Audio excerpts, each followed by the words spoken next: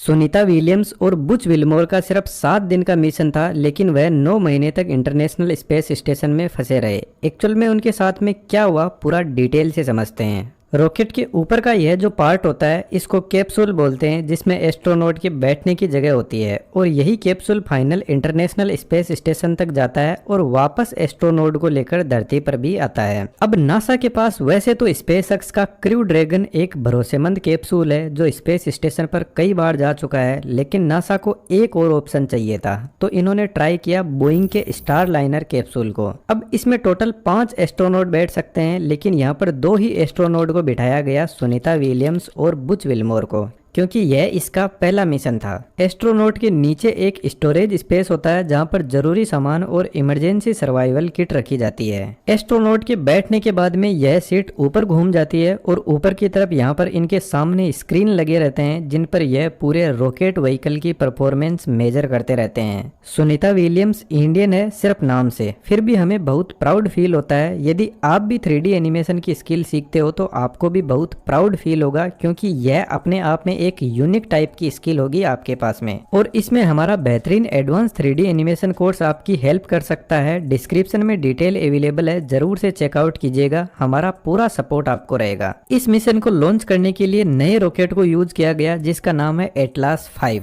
Actual में इस rocket की कोई भी गलती नहीं है, इसमें 2 साइड में रॉकेट बूस्टर लगे हुए हैं और बीच में लिक्विड प्रोपेलेंट इंजन लगा हुआ है। इस इंजन के ऊपर एक स्टेज और है जिसमें क्रायोजेनिक इंजन लगे हुए हैं।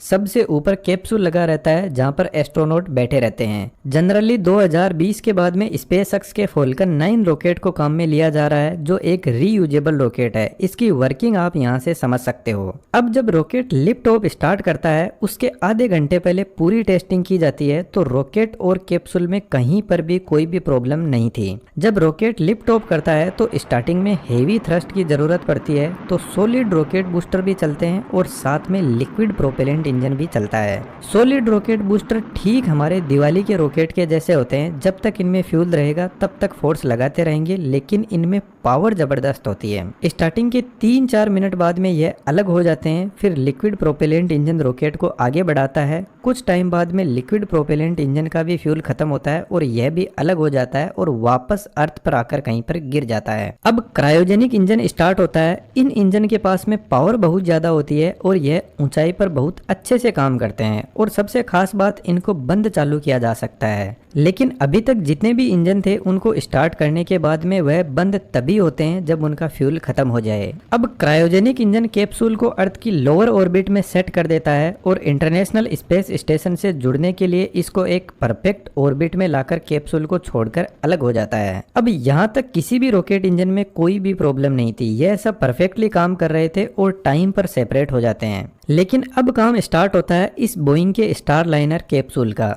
और यह कैप्सूल अब आगे बढ़ता है अपने ट्राजेक्टरी को फॉलो करते हुए आईएसएस से जुड़ने के लिए। अब इस कैप्सूल में भी बहुत सारे हीलियम थ्रस्टर होते हैं जो कैप्सूल को एकदम अपनी परफेक्ट ट्राजेक्टरी में चलाते हैं, और यह टाइम टाइम पर नीड के अकॉर्डिंग फायर करते रहते हैं। कैप्सूल के आगे की तरफ कैप होती है और यह कैप ओपन होती है क्योंकि यहीं से कैप्सूल आईएसएस के साथ में डॉक करेगा, और यहाँ पर भी थ्रस्टर लगे रहते हैं। लेकिन स्टार लाइनर के इस कैप्सूल के जो थ्रस्टर है इनमें प्रॉब्लम स्टार्ट होती है और यह सही से फायर नहीं कर पाते हैं। बेसिकली यह जो थ्रस्टर होते हैं इनमें 2 टैंक होते हैं। एक टैंक में हीलियम गैस भरा रहता है प्रेशर के साथ में, और जब भी थ्रस्टर को फायर करना होता है तो हीलियम गैस वॉल से निकलकर हाइड्रोजन फ्यूल टैंक में दबाव डालता है, और इस दबाव से हाइड्रोजन थ्रस्टर में पहुंचता है और वहां पर जलने लगता है, जिससे गैसेज रिलीज होती है और प्रेशर से थ्रस्ट क्रिएट होता है। लेकिन यहाँ पर हीलियम टैंक से गैस लीक होने लगती है, जिससे प्रेशर कम होने लगता है, और जब प्रेशर कम हुआ तो इसके थ्रस्टर सही से फायर नहीं कर पाए और यह अपनी ट्राजेक्टरी से थोड़ा भटकने लगे। अब जनरली यह प्रोसेस पूरी ऑटोनॉमस होती है, लेकिन ऐसी सिचुएशन में जब इंजन सही से काम नहीं करने लगे तो एस्ट्रोनॉट इसको मैनुअली कंट्रोल करते हैं। अब यहाँ पर इन दोनों एस्ट्रोनॉट को समझ आ गया कि इस कैप्सूल में प्रॉब्लम है, तो इन्होंने इसको मैनुअली ऑपरेट किया। अब कैप्सूल को आईएसएस से डॉक करने के लिए इनको 24 घंटे का टाइम लगा, लेकिन इन्होंने सक्सेसफुली यह काम कर दिया। अब यह एस्ट्रोनॉट डायरेक्टली आईएसएस में एंटर नहीं कर सकते। यहाँ पर आईएसएस का एक दरवाजा होता है और एक दरवाजा कैप्सूल का भी होता है और बीच में एक खाली स्पेस होता है जिसको प्रेशराइज्ड मेटिंग एडेप्टर बोलते हैं, इन शॉर्ट पीएमए। तो यहाँ पर एस्ट्रोनॉट बाहर आने से पहले प्रेशर को मेंटेन किया जाता है और फिर आईएसएस का गेट ओपन होता है और बाद में कैप्सूल का और एस्ट्रोनॉट अंदर चले जाते हैं और इस प्रोसेस को भी कंप्लीट होने में 2 घंटे का टाइम लग जाता है। और जिन एस्ट्रोनॉट को वापस जाना है वह इसमें आकर बैठ जाते हैं। अब इन दोनों एस्ट्रोनॉट को यहाँ पर सिर्फ 7 दिन रहना था और इन्होंने सोचा कि इस कैप्सूल को यहीं पर ठीक कर लेंगे, लेकिन यह ठीक नहीं हो पाया। तो इस कैप्सूल को वापस धरती पर बुला लिया गया बिना किसी इंसान के। अब सुनीता विलियम और बुच विल्मोर यहीं पर फंस जाते हैं 9 महीने के लिए। लेकिन यहाँ पर स्पेसएक्स का ड्रैगन कैप्सूल ऑलरेडी अवेलेबल था। एक्चुअल में आईएसएस में 3 कैप्सूल पार्क हो सकते हैं, यहाँ पर 3 पीएमए पोर्ट है। अब यह दोनों इस कैप्सूल में बैठते हैं अर्थ पर आने के लिए और यह अब तक का एक भरोसेमंद कैप्सूल भी है। सबसे पहले ड्रैगन कैप्सूल आईएसएस से अलग होता है, फिर आईएसएस के पीछे की साइड में आ जाता है ताकि यह आईएसएस से टकरा ना जाए, क्योंकि आईएसएस की स्पीड बहुत ज्यादा होती है। यह 28,000 किलोमीटर पर आवर की स्पीड से चलता है। अब यह कैप्सूल अपने थ्रस्टर को ऑन करता है और अर्थ की तरफ नीचे आने लगता है। अब यह अर्थ के एटमॉस्फेयर में एंटर करने वाला होता है, तब इसकी स्पीड 27,000 किलोमीटर पर आवर होती है और यह अर्थ के ऑर्बिट में एंटर करने से पहले ट्रंक को हटा देता है। बेसिकली ट्रंक के अंदर सोलर पैनल और रेडिएशन शील्ड लगी रहती है जो इसको पावर भी प्रोवाइड करते हैं और रेडिएशन से भी बचाते हैं। कैप्सूल के नीचे की तरफ हीट शील्ड लगी रहती है। जब कैप्सूल अर्थ के एटमॉस्फेयर में एंटर करता है तो फ्रिक्शन की वजह से इसका टेम्परेचर लगभग 2000 डिग्री सेंटीग्रेड तक पहुंच जाता है। तो कैप्सूल के नीचे की तरफ हीट शील्ड लगी रहती है जो इसको इतने टेम्परेचर से बचाती है, अदरवाइज कैप्सूल यहाँ पर मेल्ट भी हो सकता है। एटमॉस्फेयर में एंटर होने के बाद में इसमें छोटे छोटे थ्रस्टर और लगे रहते हैं जो इसको गाइड करते हैं और स्पीड को स्लो डाउन करने की कोशिश करते हैं। जब 5 से 10 किलोमीटर की ऊंचाई पर कैप्सूल होता है तो इसमें सबसे बड़े पहले 2 पैराशूट ओपन होते हैं और इसकी स्पीड को स्लो डाउन करने का काम करते हैं।